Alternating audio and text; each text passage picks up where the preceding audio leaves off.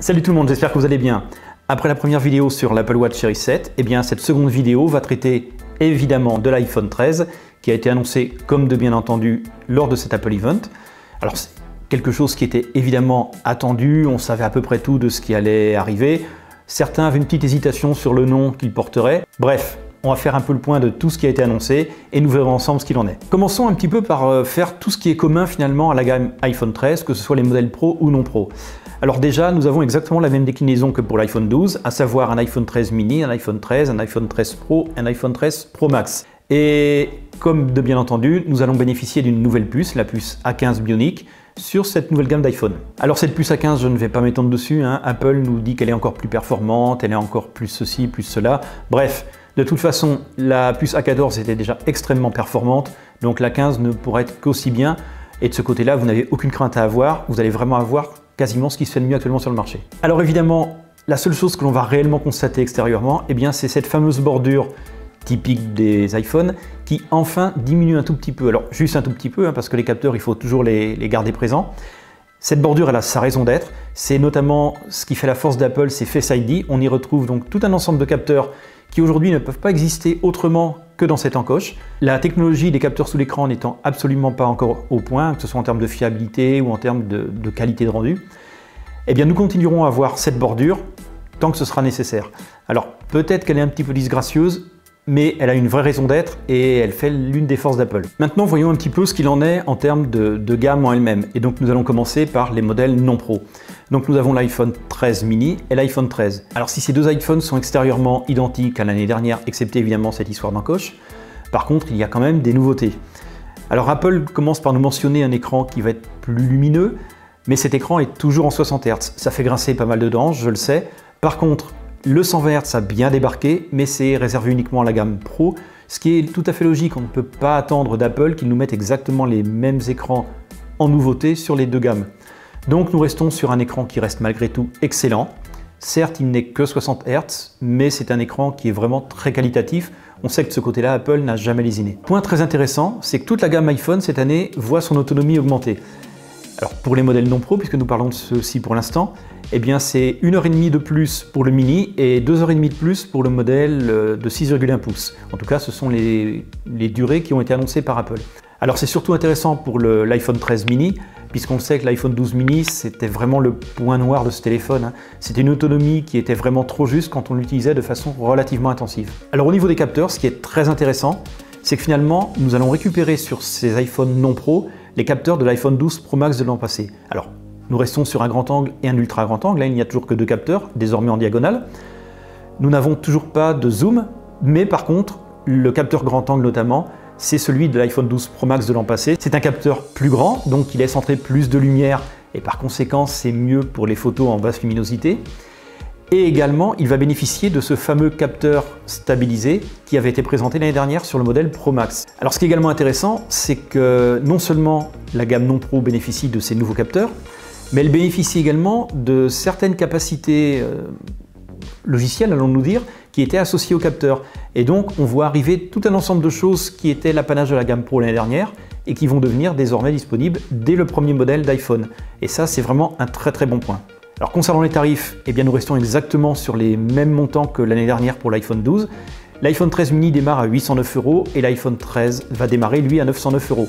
Par contre, et ça c'est vraiment un point là aussi intéressant, on s'y attendait mais c'est toujours bon de le voir débarquer, exit la version 64 Go, désormais les iPhone 13 débutent à 128 Go directement.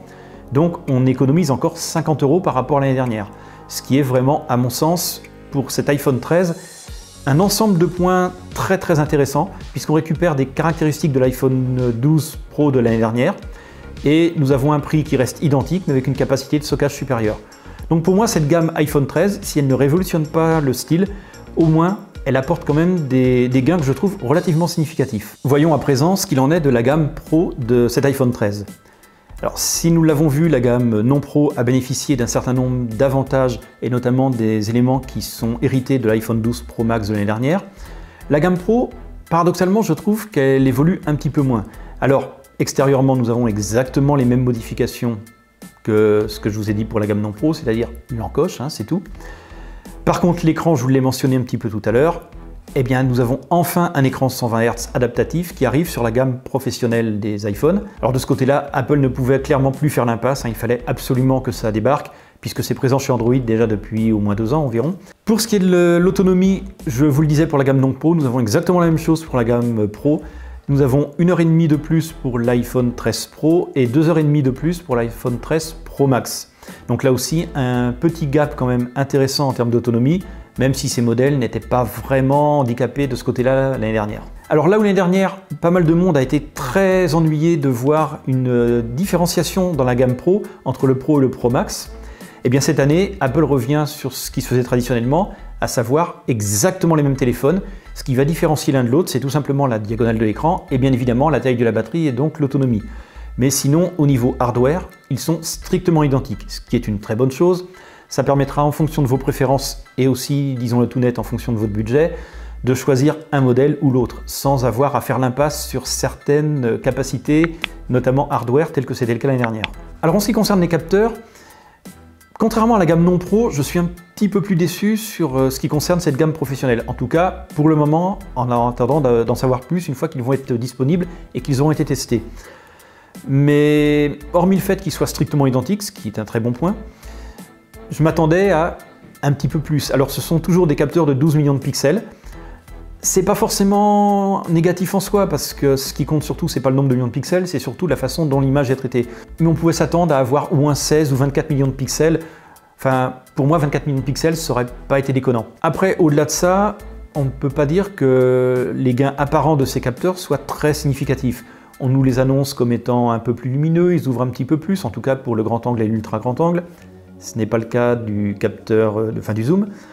Le zoom reste un zoom x3, donc ça reste quand même très modéré par rapport à ce qui se fait chez les concurrents.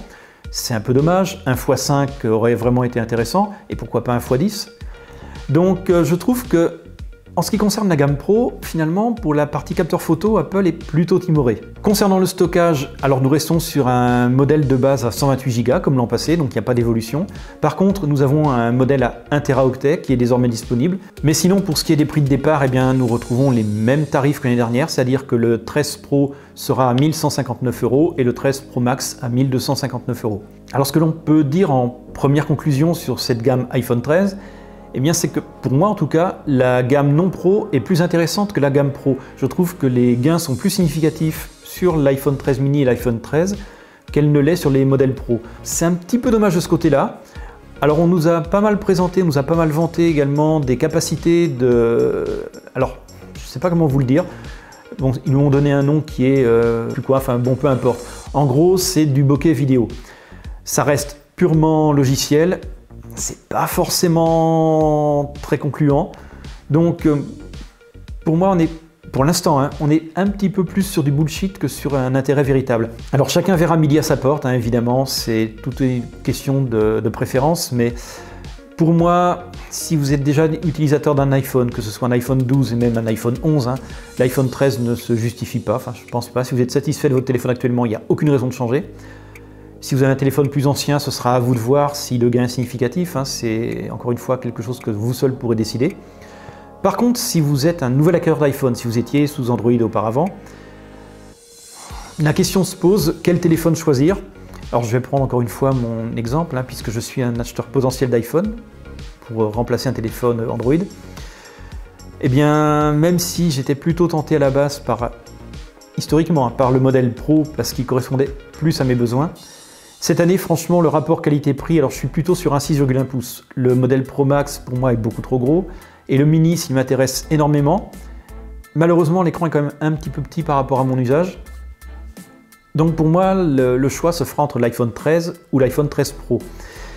Et pour 250 € à stockage équivalent, à 128 Go, hein, qui est le prix de départ, je me dis que le gap est quand même pas suffisamment significatif pour que le modèle Pro se justifie. Et le deuxième point qui est vraiment différenciant entre les deux, c'est évidemment le zoom qui est disponible sur le modèle Pro et que nous n'avons pas sur le modèle non Pro.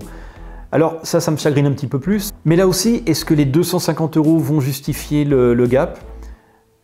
Il va falloir encore que je réfléchisse un petit peu, que j'attende de voir exactement les modèles lorsqu'ils seront disponibles. Mais pour moi, sur cette gamme iPhone 13, c'est les modèles non pro qui sont les plus intéressants en termes d'apport, en termes d'ajout. Les modèles Pro sont là aussi beaucoup plus conventionnels par rapport au modèle iPhone 12 Pro de l'année dernière. Si vous avez des questions, n'hésitez pas à les poser dans les commentaires, j'y répondrai avec grand plaisir. J'ai essayé d'être le plus succinct possible dans cette vidéo, mais évidemment, on peut toujours en dire plus. Merci également pour tous vos likes et vos partages. Je sais que tout le monde vous le dit, mais c'est vraiment important pour que la chaîne puisse un tout petit peu ressortir au milieu de l'ensemble des vidéos disponibles. Et franchement, ça fait du bien à la chaîne d'avoir ces likes et ces commentaires. Et également les partages qui permettent bien évidemment de faire connaître la chaîne auprès d'autres publics. Quant à moi, je vous dis à très bientôt dans une prochaine vidéo. Bonne journée à tous, salut!